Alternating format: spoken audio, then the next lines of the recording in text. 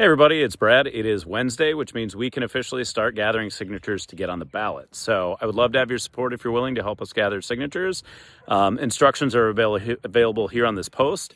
And if you want to gather sheets, you can actually go to my website, which we'll also have linked. And up at the top, you can see there's a link you can click on to download nomination papers. So watch the instructions if you're willing and able. Appreciate you signing those yourself, and also anybody else who you can help get signatures for us. We're targeting 2,000 signatures, so every bit counts and helps, and those instructions let you know what to do with it next. So thank you all so much for your help. I really appreciate it. Look forward to seeing you out soon.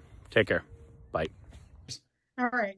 So first off, you're going to make sure that you have the correct nomination papers. So it should say Brad Smith for Congress at the beginning or at the top. And just verify that you've got correct papers.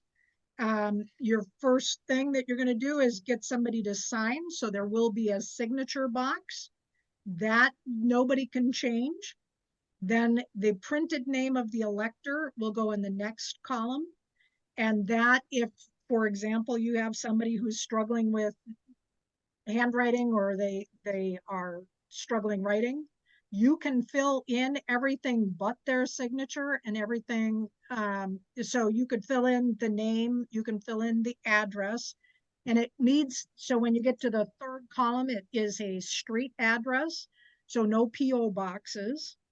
And it will, for example, 813 West Carroll Street, spell it out. Then you'll have excuse me, then you'll have the next column is the municipality, and they are not talking your mailing address. So for example, if I live in the country and I've got a W5822 Highway 33, that's my street address, but it might be a Portage mailing address, but it could be the town of Pacific. You're looking for the town of Pacific where you actually reside, not your mailing address. And that's one of the places a lot of people have a problem with. So make sure when you're going out collecting the nomination papers, you know what municipality it is, not the mailing municipality. That's the biggest. And then there's a checkoff box for the town, village, or city.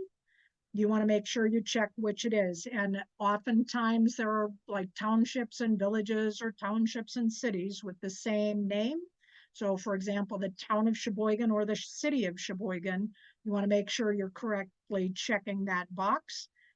The date needs to be the date the person signs.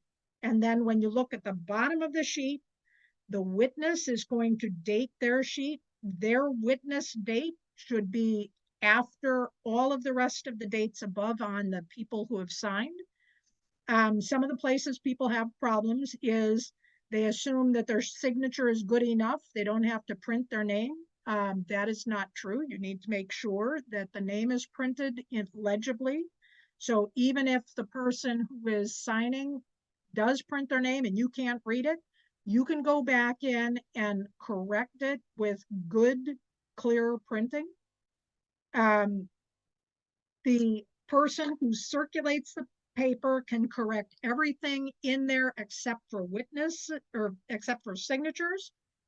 The top box and the bottom box, those are the only boxes that need to stay as is. You can go back in and correct. You'll want to initial if you do a correction. You'll want to use black ink, preferably black or blue, but preferably black. And then make sure that when you're all done, you go through and put in your name.